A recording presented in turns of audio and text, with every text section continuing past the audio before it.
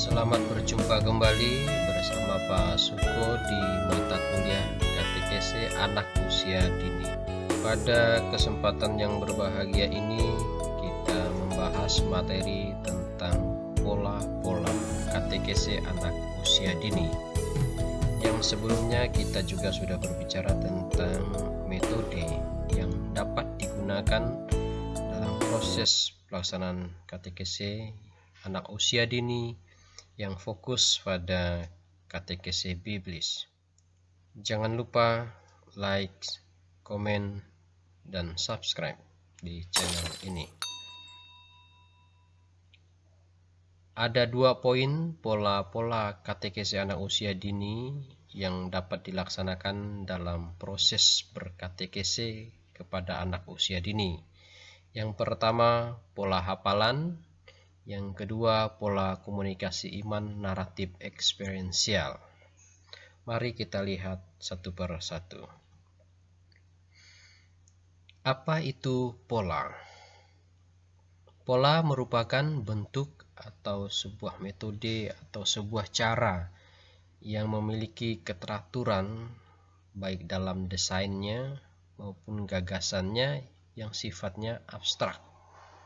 Nah, pola ini yang digunakan untuk menghasilkan sesuatu dalam mencapai tujuan pembelajaran yang akan kita lakukan.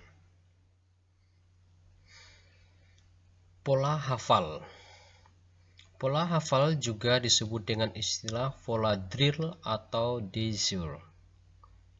Tujuan dari katekese anak usia dini dengan pola hafal ini ialah peserta didik mampu menghafal rumus-rumusan kebenaran iman atau ajaran iman Katolik, di mana sumber utamanya nanti berasal dari katekismus sebagai ajaran teologis yang sudah diringkas, disusun secara padat, rasional, serta abstrak, di mana materi akan disajikan dalam bentuk tanya jawab. Oleh karena itu, beberapa hal yang bisa dihafal, misalnya seperti doa pokok, ya, Bapa kami, Salam Maria, Aku percaya, dan lain sebagainya. Nah, langkah pembelajarannya pada umumnya meliputi pembukaan. Ya, pembukaan ini bisa saja doa pembukaan, kemudian penyajian materi, jadi dalam bentuk tanya jawab, disertai keterangan seperlunya. Kemudian dilakukan suatu proses penghafalan materi dengan pengulangan sampai peserta didik hafal atau anak usia dini hafal. Penutup misalnya dalam bentuk doa, lalu kemudian dievaluasi. Bagaimana cara mengevaluasi? Tentunya sifatnya hafalan, ya, diberikan kesempatan kepada anak untuk mengulang secara personal.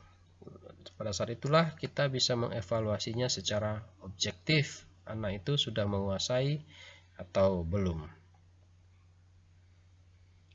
Lalu apa kelemahan dan apa keuntungannya? Ya, artinya apa kelemahan, kelebihannya dari pola hafalan ini?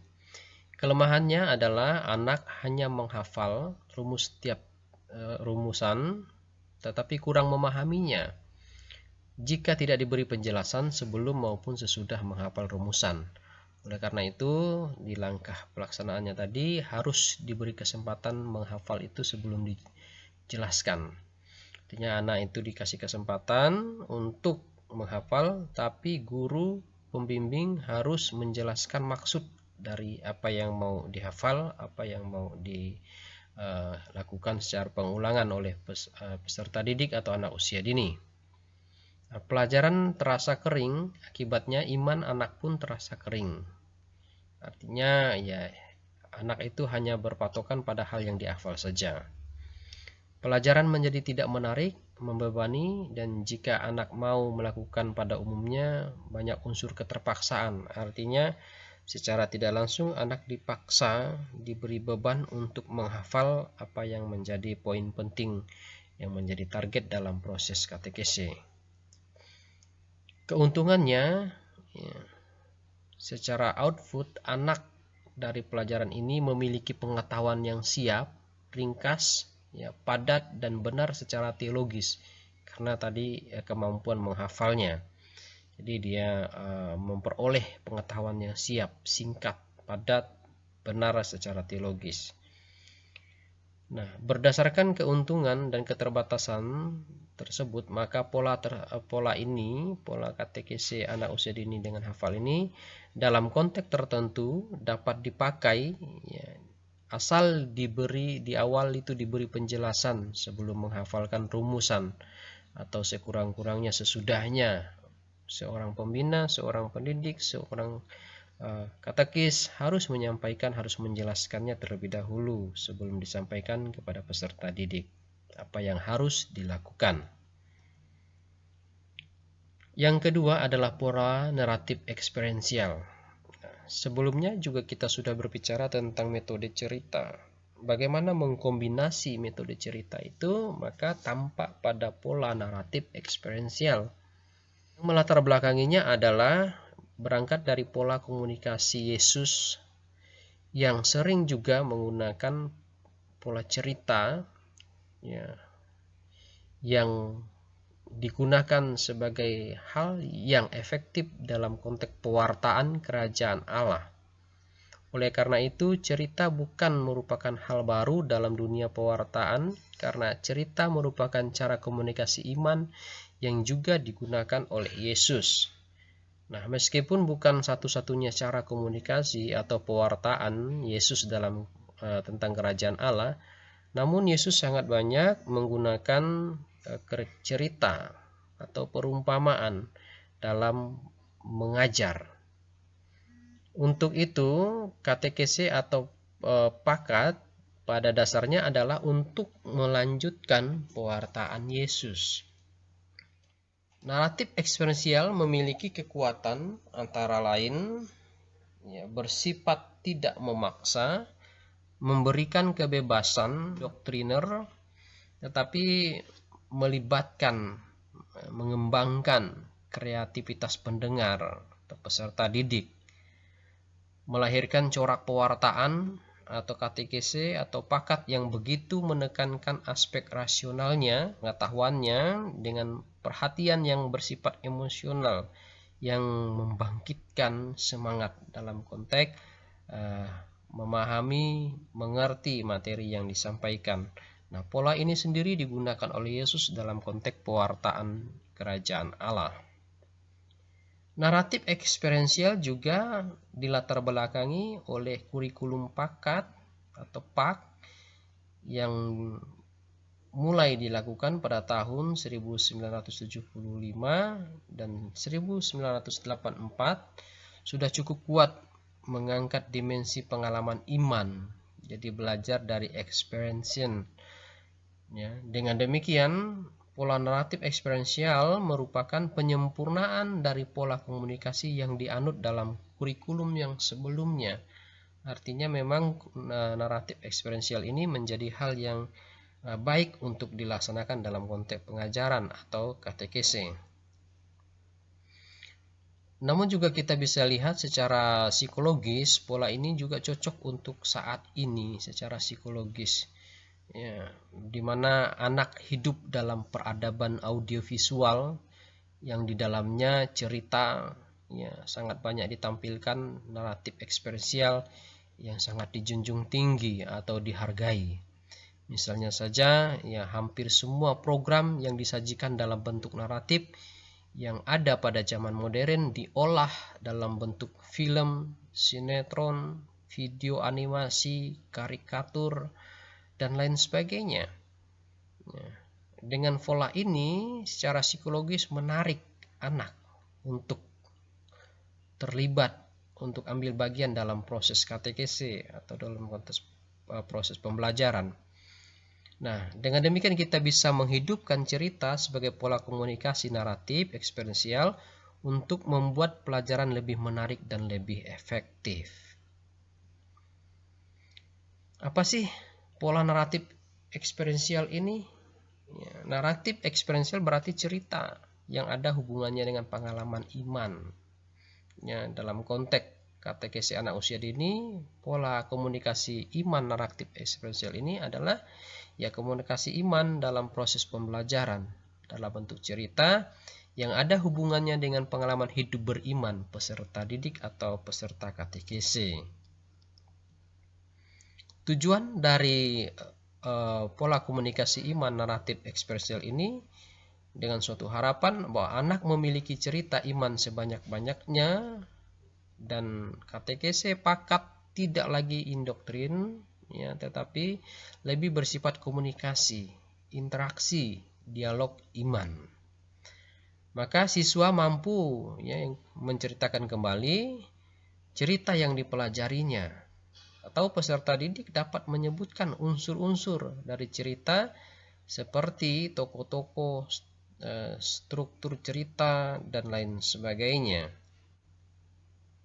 Berikutnya kita bisa lihat ada macam-macam cerita yang bisa disampaikan dalam katekesi anak usia dini ini. Yang pertama berkaitan dengan cerita kanonis yang dapat diambil dari kitab suci. Contohnya misalnya cerita tentang Musa, tentang Abraham, ya, tentang Daud, dan lain sebagainya yang begitu banyak cerita dapat ditemukan dalam kitab suci. Kemudian yang kedua misalnya kisah hidup Santo Santa. Artinya kita bisa menceritakan kepada anak tentang orang kudus, tentang Santo Santa. Ada banyak Santo Santa, ya, Santo Fransiskus, ya, kemudian Santa Teresia, Yohanes Paulus II, kemudian Santa Teresa dari Kalkuta, dan lain sebagainya. Dan yang ketiga cerita rakyat. Nah, cerita rakyat ini dari berbagai kelompok masyarakat, dari berbagai daerah juga bisa diambil untuk menyampaikan materi katekesi kita kepada anak. Yang penting cerita rakyat ini tentunya memiliki nilai atau dasar iman yang kuat begitu, artinya ada hubungannya dengan nilai biblis kitab suci. Ya, sepertinya contoh misalnya ada cerita-cerita tentang kisah penciptaan dalam masyarakat. Ini bisa diambil untuk materi di poin cerita ini. Bagaimana menyampaikan pola naratif eksperensial ini? Nah, penuntun dalam persiapan mengajar dengan menggunakan pola komunikasi iman naratif eksperensial dapat dilakukan dengan beberapa panduan pertanyaan yang perlu disiapkan oleh peserta, oleh pengajar atau katekis atau pembina. Misalnya pertama, ya saya mau menyampaikan cerita yang mana, cari ceritanya yang mana. Kemudian apakah cerita itu sudah saya kuasai?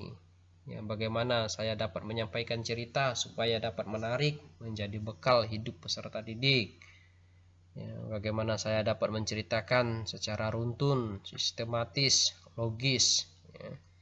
Bagaimana saya dapat menarik peserta didik agar tertarik pada cerita mereka sendiri atau cerita yang saya sampaikan misalnya. Lalu kemudian bagaimana saya dapat menolong peserta didik agar dapat mengambil makna cerita itu bagi hidupnya. Nah, dan bagaimana saya dapat mengevaluasi efektivitasnya dari cerita yang sudah disampaikan atau cerita yang dihafalkan dan lain sebagainya. Tentunya proses-proses ini sudah kita bahas di atas tadi para mahasiswa. Ya, trik-triknya, bagaimana langkah-langkahnya tadi, sampai pada evaluasinya dilakukan dengan cara menghafal kembali, dinilai secara objektif. Lalu apa kelebihannya dari pola komunikasi iman naratif eksperensial ini? Yang pertama, memungkinkan anak memiliki banyak cerita dalam menghadapi aneka peristiwa atau pengalaman hidup beriman kesehariannya. Artinya dalam konteks cerita itu dia bisa mengembangkan imannya dalam kehidupan sehari. Memberikan kesempatan kepada anak untuk belajar mengambil makna cerita sesuai dengan situasi konkret yang dialaminya tanpa terikat pada satu rumusan yang dibuat oleh seorang katekis. Artinya dia bisa menangkap sendiri apa yang dimaksud dengan cerita yang telah disampaikan. Menjadikan katekesi yang tidak membebani tetapi lebih memberi keleluasan kepada anak atau peserta didik untuk aktif, kreatif serta mengembirakan, karena tadi memberikan kesempatan kepada anak secara mandiri untuk menangkap. Efektif untuk pendidikan internalisasi afektif, ya, aspek afektif sikap, menanamkan nilai-nilai sikap, nilai-nilai hidup beriman Kristiani. Dan yang terakhir memang ya disesuaikan dengan peradaban saat ini, bahwa cerita itu bisa dikombinasi dengan audiovisual yang banyak menggunakan cerita dan tidak bersifat indoktriner serta menggurui. Nah, ini penting. Untuk saat ini mungkin anak lebih suka pada kelebihan yang terakhir ini, di mana cerita itu bisa didesain ke dalam bentuk audiovisual, animasi, gambar, dan lain sebagainya. Kelemahannya ya, dapat menimbulkan iman yang mitologis, artinya iman yang dalam konteks iman cerita begitu, ya, mitologis. Tidak semua anak dapat dengan mudah mengambil makna cerita bagi hidupnya sendiri. Artinya tidak segampang yang kita bayangkan bahwa anak itu setelah mendengar cerita dia dapat mengambil maknanya. Nah, tidak semua bisa begitu. Lalu yang ketiga, anak tidak memiliki rumusan kebenaran iman yang sering diperlukan untuk dapat mempertanggungjawabkan kebenaran iman atau untuk menjadi pegangan dalam menghadapi situasi apologetis. Artinya anak itu tidak memiliki rumusan kebenaran iman yang kuat. Kalau dalam konteks penyampaian cerita, ya dia hanya tahu, namun kemampuan untuk melakukan suatu tanya jawab, ya mempertanggungjawabkan imannya, ada kelemahan di sana, karena apa yang dia dapatkan dalam konteks ya disampaikan secara naratif tadi, ya, dengan suatu harapan bahwa kelemahan ini memang anak tidak memiliki kemampuan untuk apologetis, untuk bertanggung jawab, untuk mempertanggungjawabkan imannya kepada orang lain.